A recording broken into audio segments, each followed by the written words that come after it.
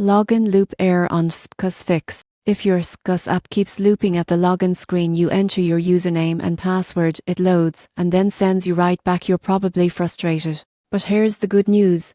This is a common issue, and the fix is easier than you think. Most people assume the problem is with their credentials, but that's rarely the case. The login loop usually comes from corrupted cache, outdated app data, or mismatched connection tokens between your device and HSBC secure servers. Here's what to do. First, close the HSBC app completely. Then open your phone settings, go to Apps, find HSBC and tap Storage. Clear both the cache and app data. This removes broken session files that cause the loop. Next, reopen the app and log in manually. No autofill, no password managers. If you normally use Face It or fingerprint login, turn it off for the session until you're able to log in successfully. Still looping?